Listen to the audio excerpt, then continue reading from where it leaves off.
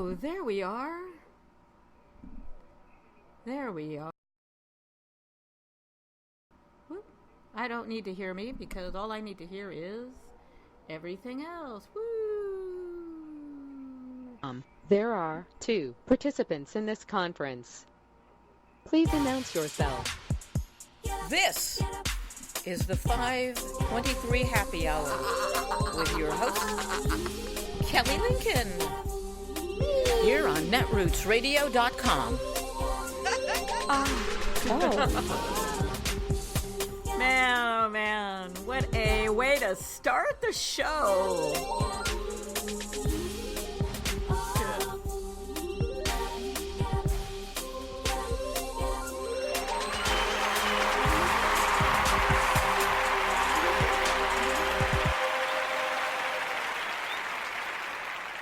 Yes, thank you, ladies and gentlemen. Yes, sorry about the few seconds of dead air there, but I actually had to restart the broadcast because, being the absolute genius that I am, I unplugged my microphone so I could scoop it under some other cables, and when I plugged it back in, I neglected the fact that is essentially kind of while the microphone registered in the application in the studio, it wasn't actually functioning.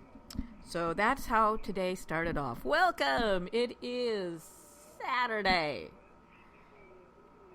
Whatever the hell date it is. Oh yeah, it's June 22nd. And you're listening, as it says, the 523 Happy Hour. Or, And boy, what a week. It's 3 weeks to Netroots Nation, and I am so excited. Cannot wait for my mental health break in Philadelphia. Yes, it's only a couple of hours away from New York City, but it's 2 hours away from New York City. And got my room, got my bus fare round trip. Just got to make sure I got the cash for the cab to take me from where the bus drops me off, which is at the Pennsylvania train station, Philadelphia train station rather, to the hotel and back again. Going to be there with, of course, netrootsradio.com. So if you're going to be in Philly and Netroots Nation, come drop by the table and say hi, because I want to say hi back. So I'm also testing out the idea of live streaming some of my interviews, or just me sitting at the table along with my partner, my late night talk show partner in crime, Ricky, with Wirecast. And I'm really happy with it. It's a lot easier to deal with.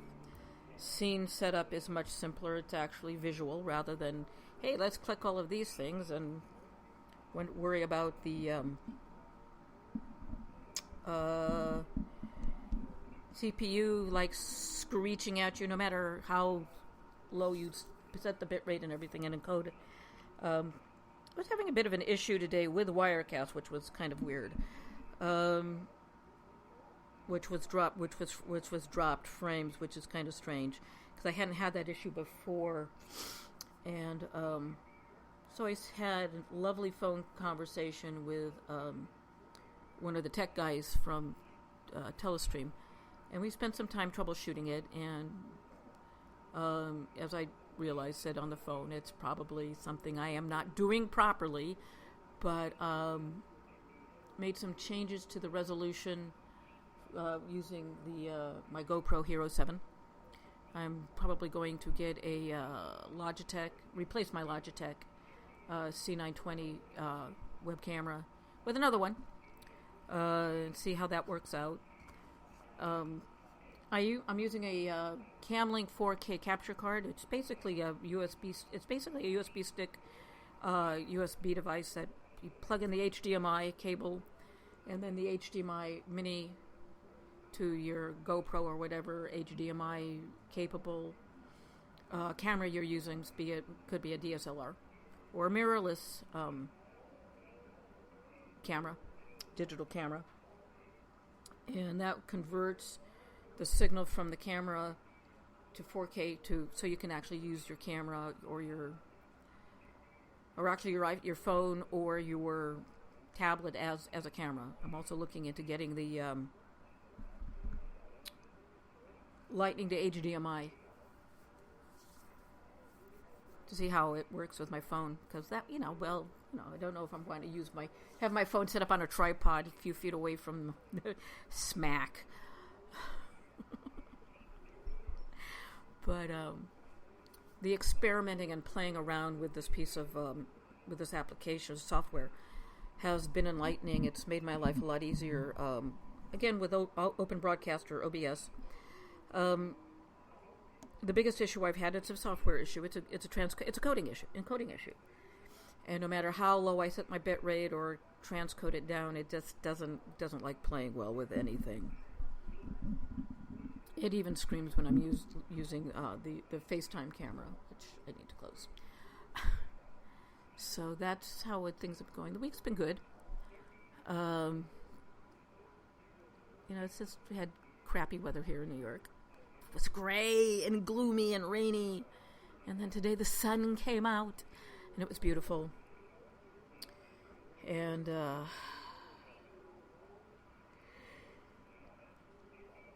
so much going on. I don't know where to start. And I'm only a few minutes into this thing.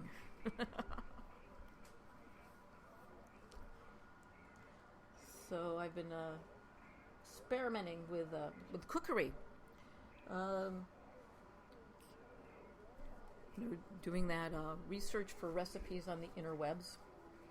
I'm trying to go low keto, low carb, and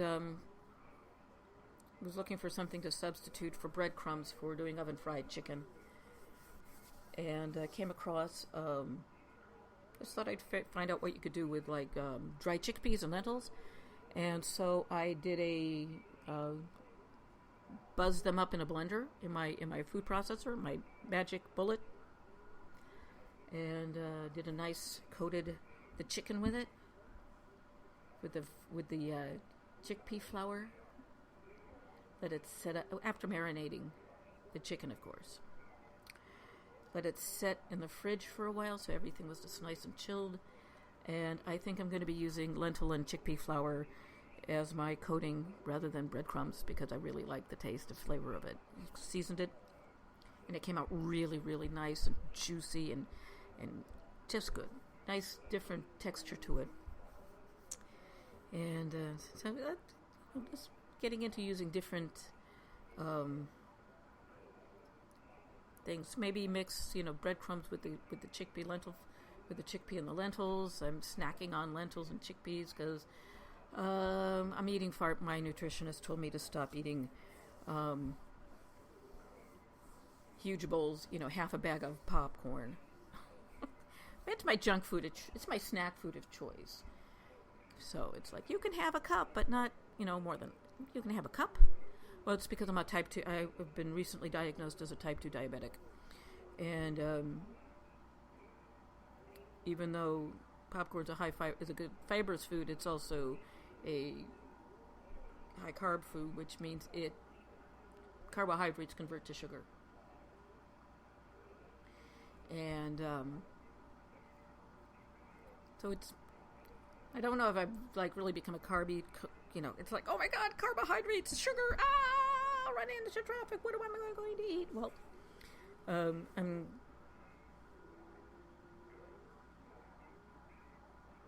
with popcorn, I'm retraining myself to not pig out on it.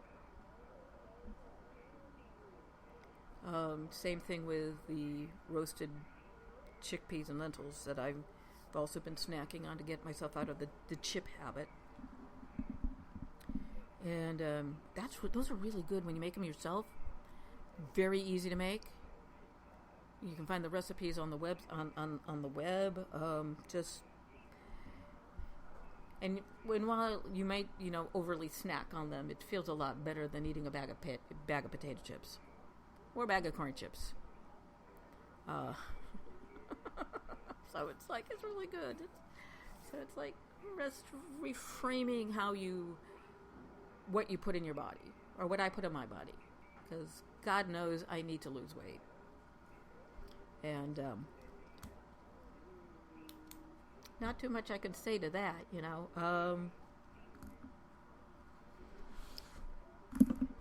What else is there to say? Oh yeah.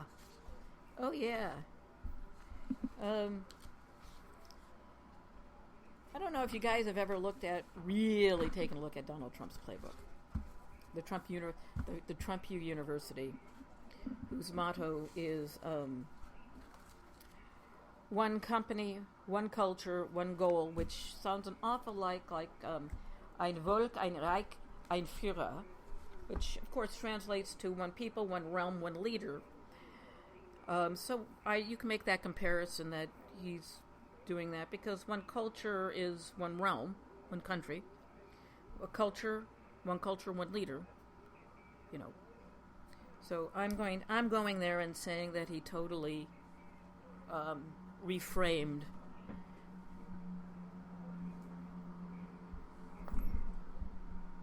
Herr Schicklgruber's motto for fascist Germany. And going back to, the other thing about Donald Trump is he's a culture jammer. That's what culture jamming is. It's disrupting. I know it's here somewhere. I talked about culture jamming a while ago. And actually have some paperwork right here somewhere. Mr. Lakoff. Or Donald Trump. Oh, bless, he's got a lot. He's like, culture jamming. We also call it disruption. You know, but disruption has a different context. Culture jamming.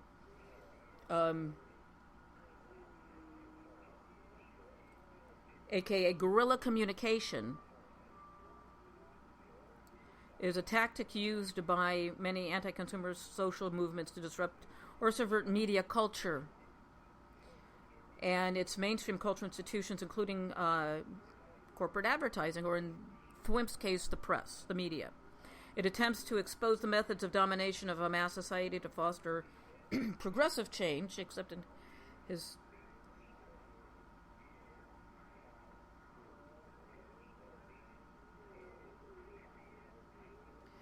culture jamming often entails using mass media to produce ironic or satirical commentary about itself, commonly using the original medium's communications method. Now, culture jamming is used to rebel against social conformity. In Donald Trump's case, he's using it to pursue conformity. Because you can't have a corporate culture if there's no conformity. And one can actually argue that his motto is rather fascistic, because it's all about corporate culture.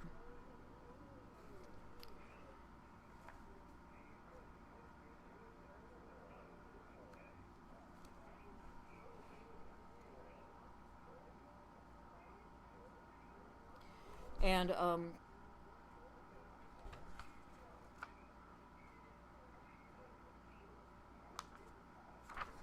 Naomi Klein she also talks about Donald Trump culture jamming. Donald Trump, she talks about culture jamming itself, and if you can tolerate listening to his voice, listening to him, it's the cadence of his voice. It goes down. Everything goes down. It's never a question. Nothing ever goes up. It's always down. If you listen to him, it's so sad. So sad. And when you listen to him,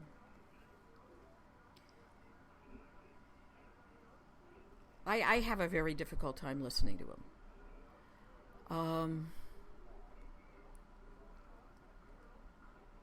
I find his voice the way he speaks irritating, but I know that it's the way he's been trained to manipulate language.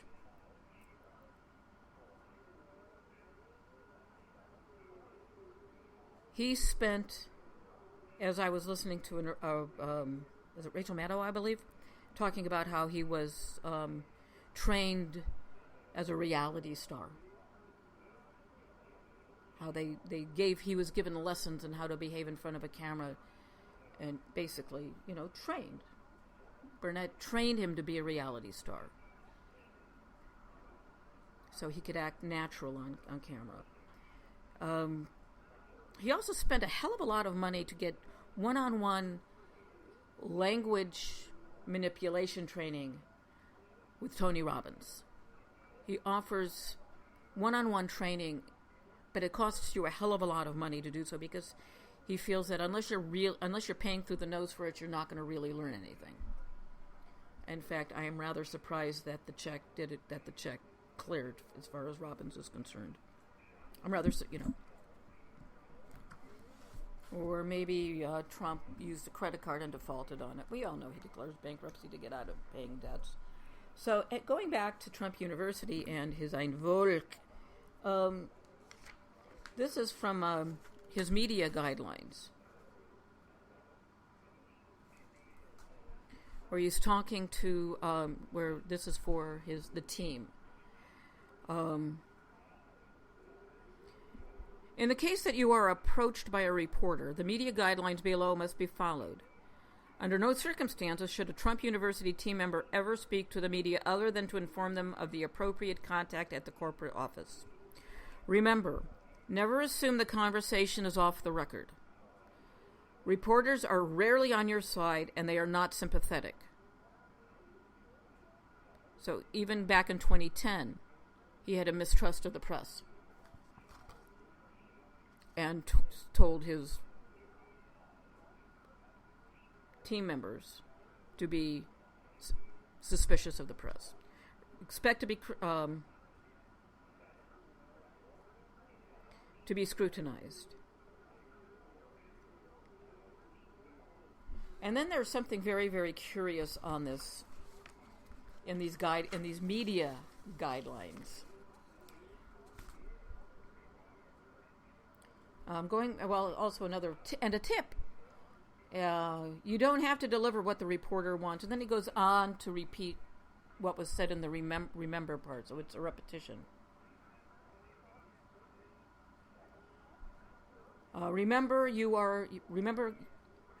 Tips. You can only control what you are capable of controlling.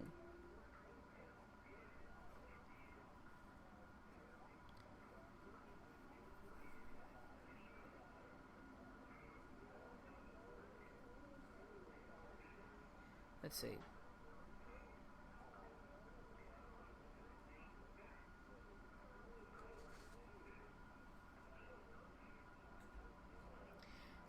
Okay. Now, Attorney General. This is what I find really interesting. Again, this goes back to, remember, this is the very last portion of the media guidelines. And it has to do with the Attorney General. If an Attorney General arrives on the scene, contact immediately.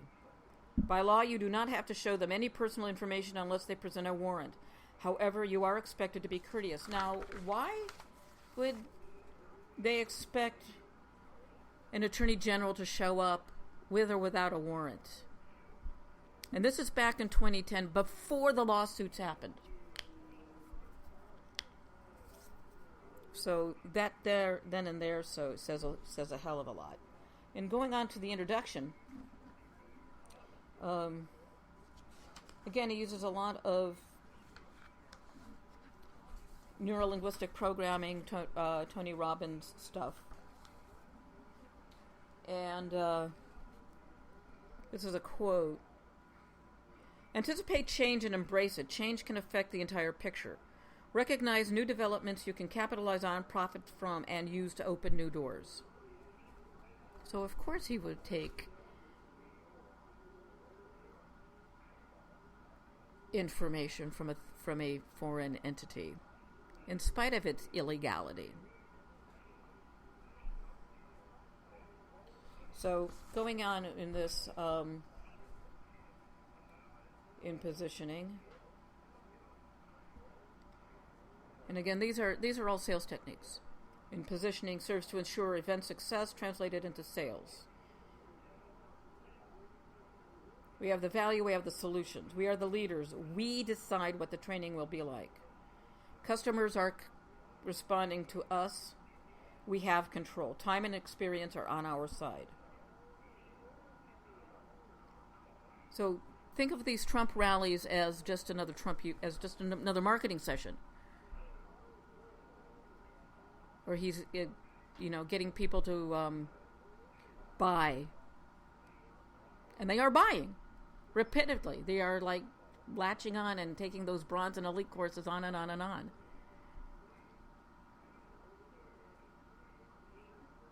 Attendees are looking for solutions to solve their problems. An attendee's problem represents a golden opportunity, a need you have a solution for. Remember that they are at the preview. This is like the free webinar, the free sub, where they pitch, where they give you just maybe some information, maybe not, and then pitch you to go into debt for their bullshit training. So when when these maggots go to, when the base, the groundlings go to these rallies, they want something. They have a desire for something. And that, of course, is the 2 minutes hate. Base, first with some really fine people, the Republicans, and then with a very dishonest person, crooked Hillary Clinton. And during that time,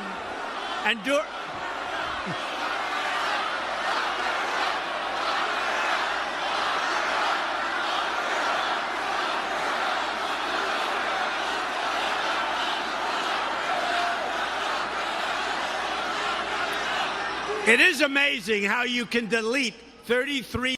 If crooked Hillary got elected, you would not have a Second Amendment, believe me. You'd be handing in your rifles. You'd be saying, here they are. You go like, you'd be turning over your rifles.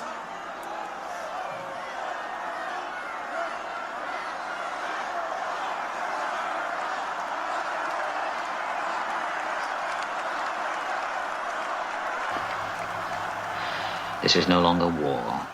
This is cold-blooded murder. Until now, the war has been conducted with honor and bravery, with the ideals of truth and justice, in the best traditions of mankind, until this moment. Brothers and sisters, the endless catalogue of bestial atrocities which will inevitably ensue from this appalling act must, can, and will be terminated. The forces of darkness and the treasonable maggots who collaborate with them must, can, and will be wiped from the face of the earth. We must crush them. We must smash them. We must stamp them out. We, the people of Oceania, and our traditional allies, the people of Eurasia, will not rest until the final victory has been achieved. Death to the eternal enemy of Oceania. Death! Death! Death! Brothers and sisters, 1 week from now, in this very square, we shall, as a demonstration of our resolve, as a sure sign to those who attempt to threaten our party and our sins, we shall execute publicly the same number of East Asian prisoners by hanging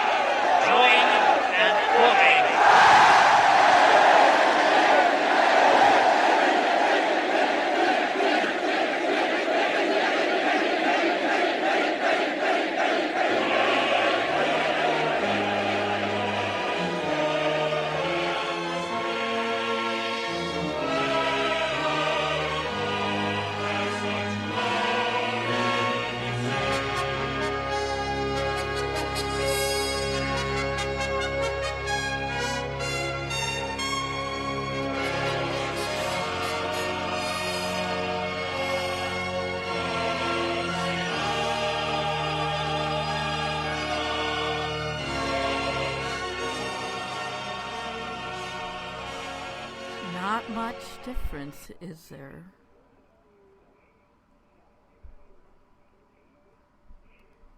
And you're listening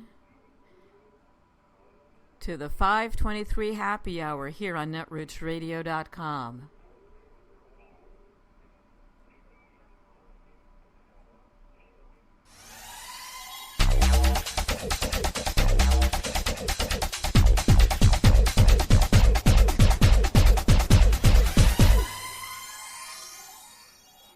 Hi, it's Tom.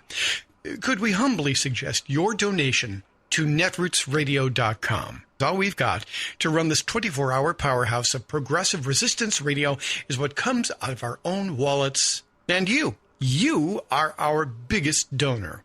And it doesn't take much, $3, $5. Just go to the bottom of our netrootsradio.com page and hit our secure donate button. Heck, you can even make a recurring contribution. And you'll get a wondiferous pair of Netroots radio stickers for application to your backpack, your bumper sticker, or your banjo. Well, it's up to you which backpack you want to put it on. So donate what you'd like at the bottom of our netrootsradio.com's homepage. Because you are our biggest donor. netrootsradio.com. Together, we are Resistance Radio.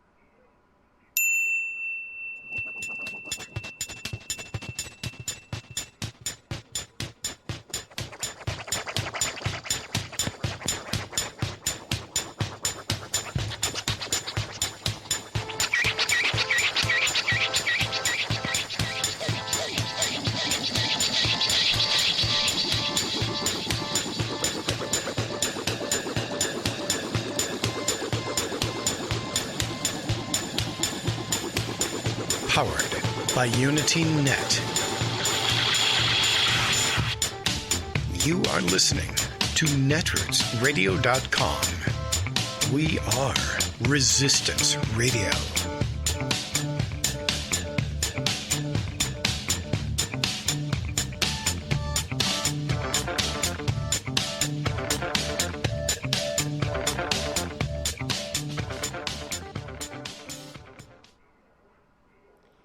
And welcome back. It is, well, that was my hard break at 25 minutes rather than at the bottom of the hour. Woo! So going back to the Donald Trump's playbook. Goes on to talk about, and you can actually, if you go to, you can actually, if you search for Trump University playbook, you can find the whole thing you can find it as a PDF. The bulk of it is about setup and all of that. This actually goes into the cell. And when we left, we were talking about how the people that attend the rallies want something. So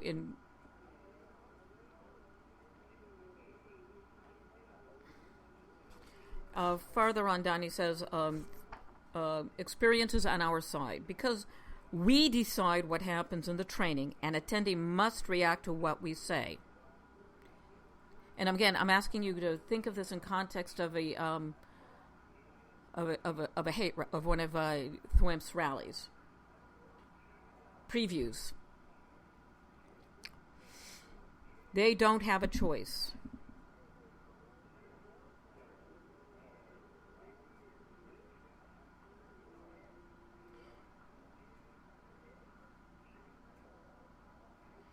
Okay.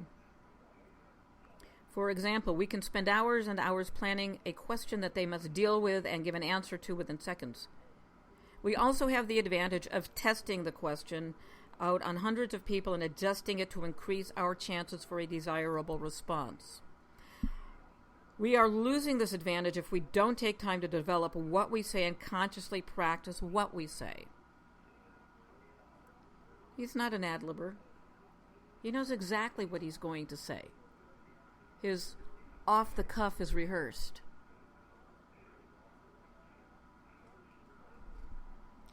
He goes on to tell his team members, the ones who will do the actual selling, to master the art of persuasion. And according to the psych department of Yale University, the most persuasive words in English are you, new, money, easy, discovery, free results, health, save, proven, guarantee, and love. They share three characteristics. They are simple, familiar, and dramatic. Going on to sales, let's see.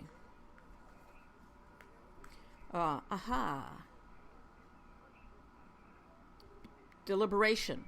Be deliberate and conscious when communicating to potential students. Remember that we have time to think and plan and develop questions and commands. That's NLP. That lead people into a flow that they must deal with and respond to. Without a game plan, you are required to respond to them and do much more thinking on your feet.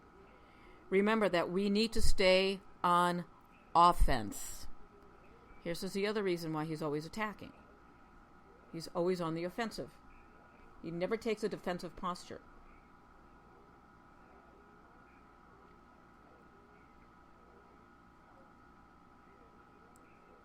And these are the things that he has learned from Tony Robbins. He talks about creating a rapport with the people you're selling. And rapport is a state of emotional bonding where they are aligned with you and vice versa. With you, when you move, if you are in rapport, they will move with you.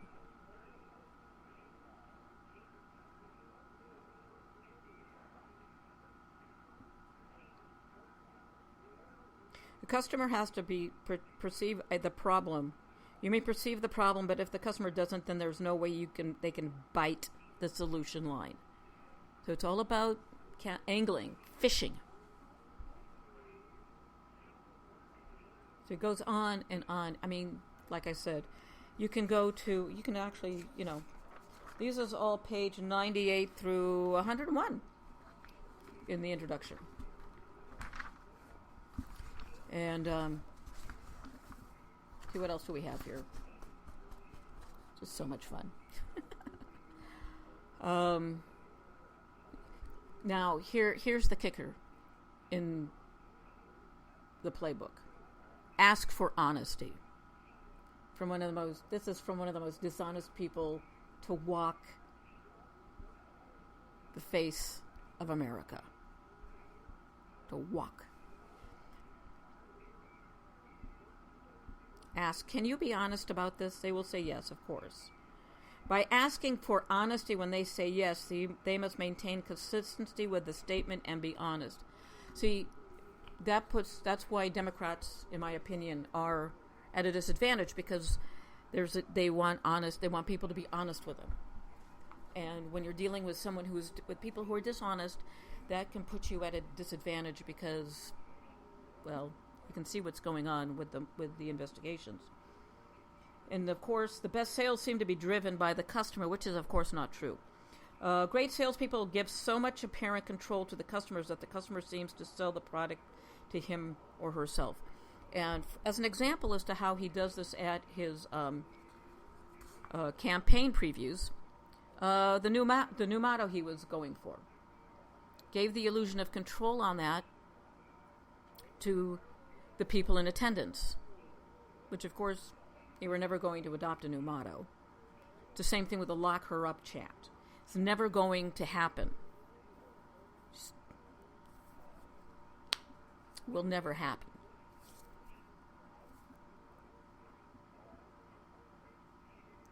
Also, the best sales seems to great salespeople have turned casual conversation into an art, persuading by subtle inference and influence rather than the more overt presentation and persuasive talk. And this is where I could dispute whether or not he follows this last piece of advice at his current set of previews, because he seems to be awful hard sell mode a lot of the time. Wow, I've got all this fresh paper to print on. Wow. And one of the primary way, speaking about staying on offense and not playing defense, Central Park 5. Back when these 5 young men were being induced to confess to a crime they did not commit. Trump took out a full-page ad in the New York Times calling for them to be given the death penalty. Even after they were exonerated via DNA, he still believes that they are guilty because they confessed. It doesn't matter that they were coerced into confessing, that they were essentially sleep-deprived, they were kept, their parents were never notified, they were not given the benefit of a lawyer. They were told they could go home if they admitted to it. And that's why he's still doubling down and still saying they are guilty. They confessed. Doesn't matter that it was a phony confession. They confessed.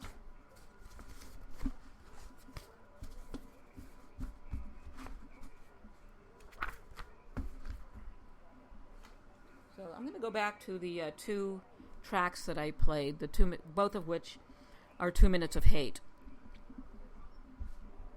That's one of the things that, and of course the 2 minutes hate comes from 1984, but Orwell first used the phrase 2 minutes of hate to describe German rocketry coming in and, bombing positions for 2 minutes. He called it the 2 minutes of hate. And the purpose of the 2 minutes of hate in 1984 was to focus all that, the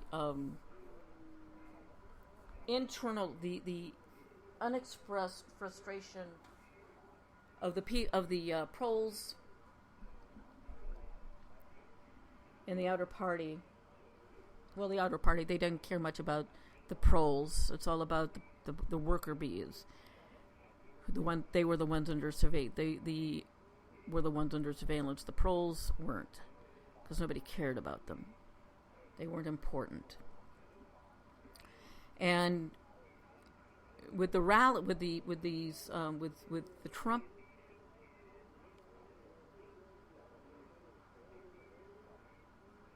rallies, they're 2 minutes of hate, because he will always, which is why he's bringing up Hillary. He doesn't have to say anything. All he has to do is say Hillary Clinton, and he gets a visceral response, and he feeds off of that energy.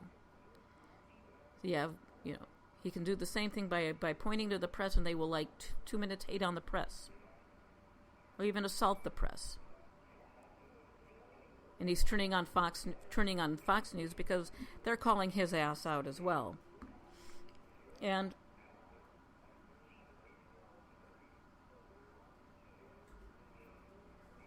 if you've read 1984, and so I played both. I played the not the 1958 2 minutes excerpt from the film version of 1984, which is spectacular, which actually opens the way the novel opens with London being destroyed by an atomic bomb, and the society rises out of the ashes of an atomic war. These three superpowers arise out of the ashes of atomic war.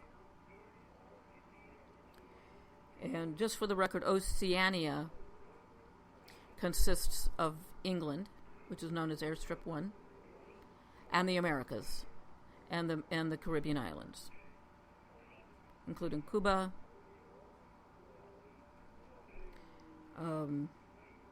Eurasian crust of Russia and Europe, and of course East Asia is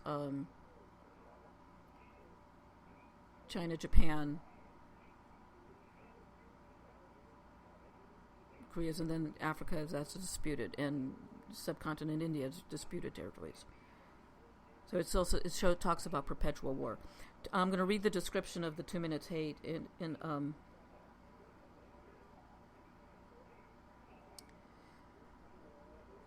the novel 1984, which, by the way, was written in 1949.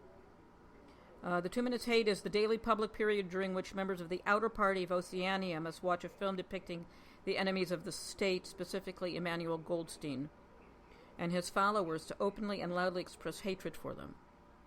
So, by analogy, Democrats, Hillary Clinton, anybody that opposes Donald Trump, are the enemy. They are the ones that must be loudly denounced with the, The political purpose of the Tuminitate is to allow citizens of Oceania to vent their existential anguish and personal hatred towards politically correct enemies.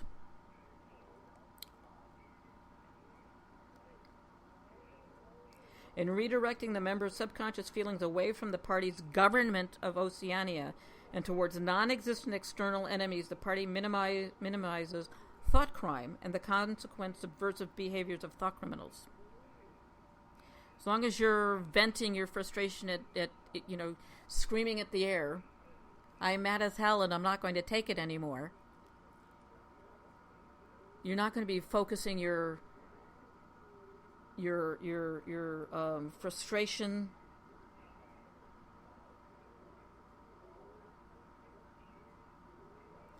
and anguish against the government.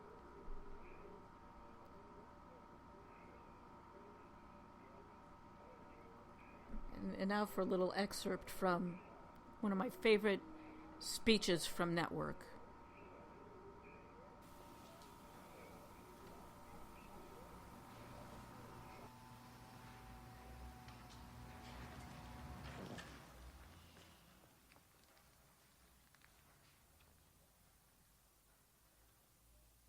You have meddled with the primal forces of nature, Mr. Beale, and I won't have it.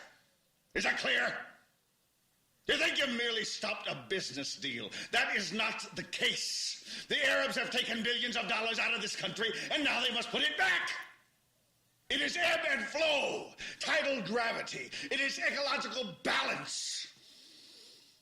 You are an old man who thinks in terms of nations and peoples. There are no nations. There are no peoples. There are no Russians. There are no Arabs. There are no third worlds. There is no West. There is only one holistic system of systems. One vast and immane, interwoven, interacting, multivariate, multinational dominion of dollars. Petrodollars, electrodollars, multi-dollars, Reichmarks, rins, rubles, pounds, and shekels. It is the international system of currency which determines the totality of life on this planet. That is the natural order of things today.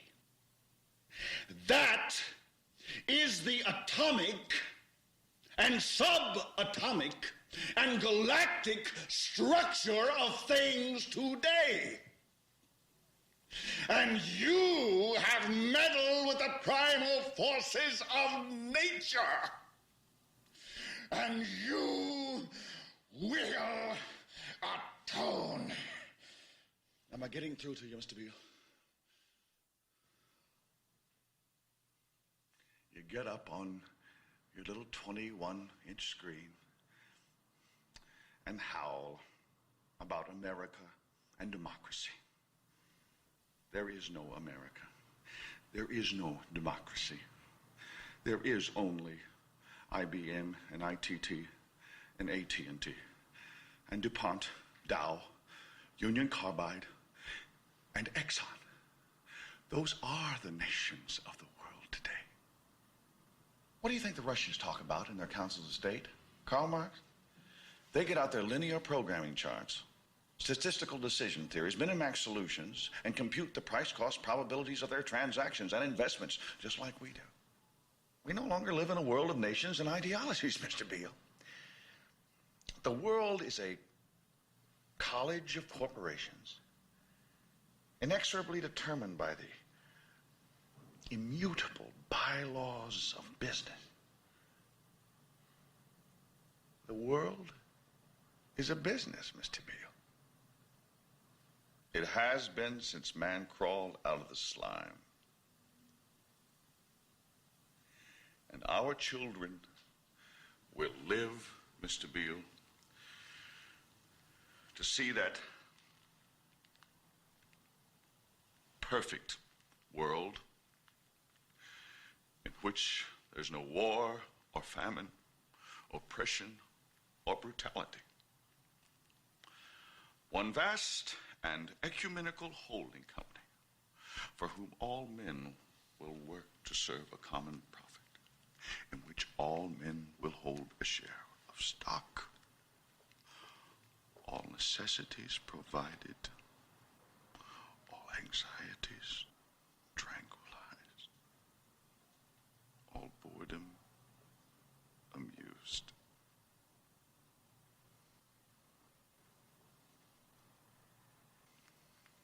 And I have chosen you, Mr. Beale, to preach this evangel. Why me? Because you're on television, dummy. 60 million people watch you every night of the week, Monday through Friday. I have seen the face of God. You just might be right, Mr. Beale.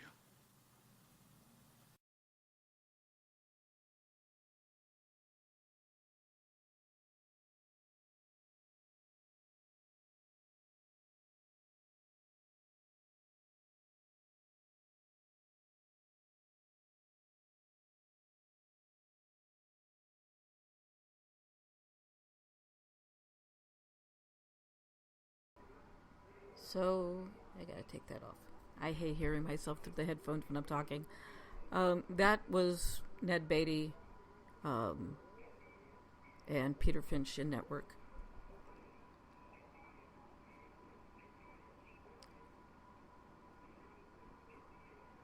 Which was written as a satire back in the 70s.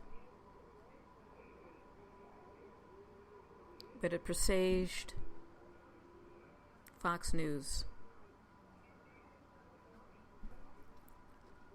And the cult, and it doesn't talk about the cult behavior of Fox. It does has that effect. And we have in the White House a cult of personality. And how do I say it's a cult?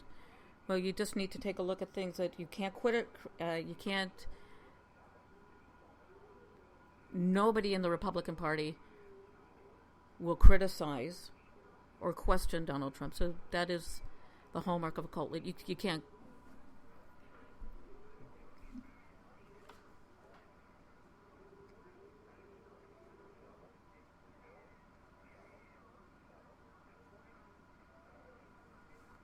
Let's see. We have loaded language. Complex ideas are condensed into short sound bites, which means the members think less. So you're encouraged to not think in a cult.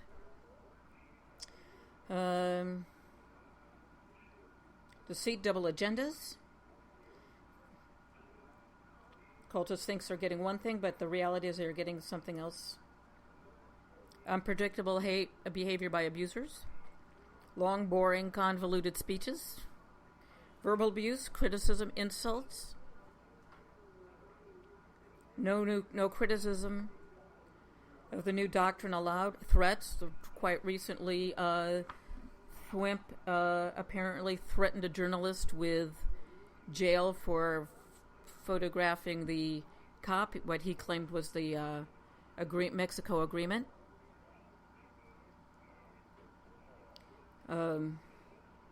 Small rewards for desired behaviors, punishments for unwanted behaviors.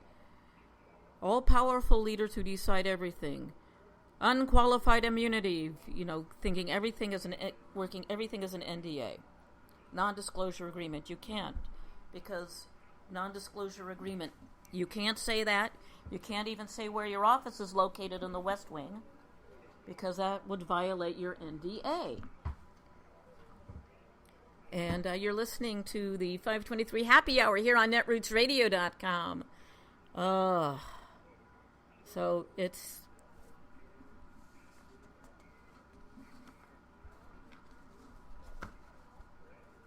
And with this whole behavior thing of unpredictable behaviors, we're going to attack Iran. We're not going to attack Iran because I don't want 150 people to die. But yet we have somebody...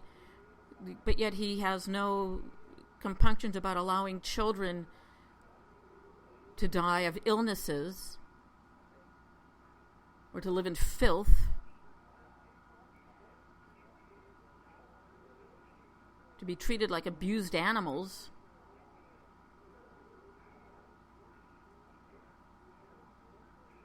The camps didn't start out as death camps. They began as just being interning you in them. Jews, gypsies, homosexuals, Catholics, communists, anyone who did not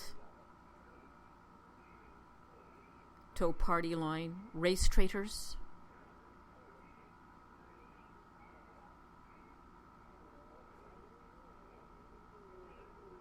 Criminals.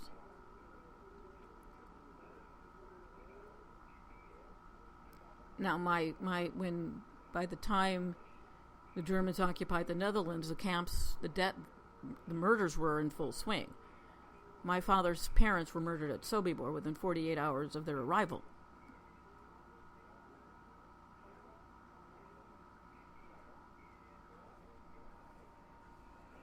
But it began with just penning them up. At least the Germans had a pretense of showing, see how wonderfully these people are living with a show camp? We're treating them well.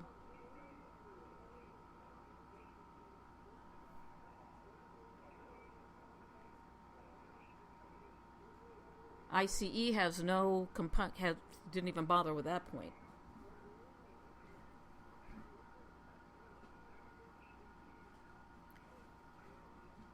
You say that children are being trafficked.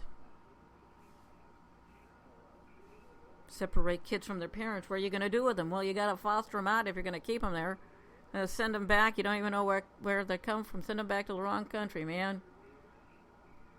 Send them back into the arms of the gangsters. ICE is going to start raiding people's homes on Sunday. And how many citizens are going to get hauled up on that?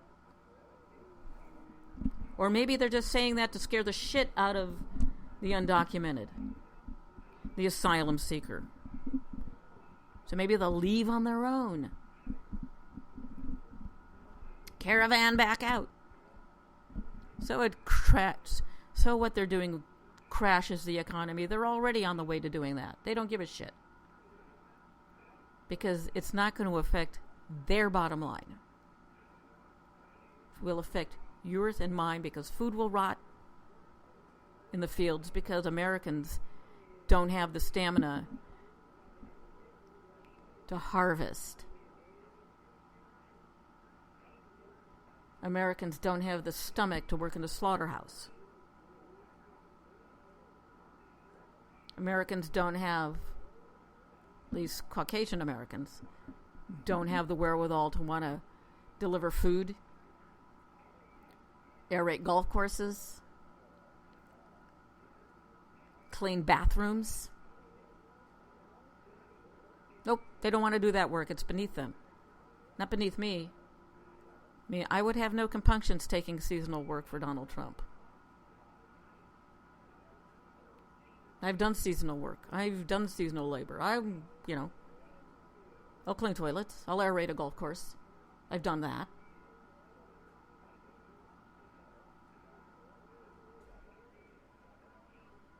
Do I have the skill set to harvest, to pick beans in a field? No. That is skilled labor.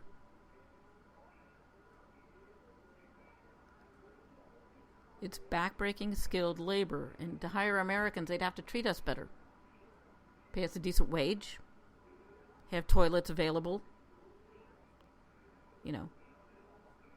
Dealing with migrant labor, you can sort of like dick around with it.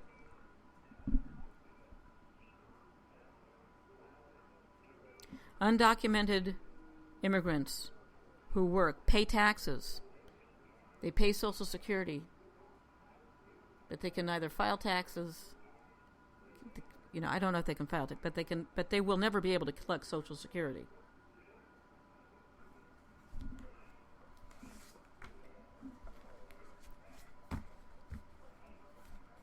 have a creature willing to destroy this country because it hates him, because he's never been able to succeed at anything else, so he's got to destroy everything he touches, because he can do a better job.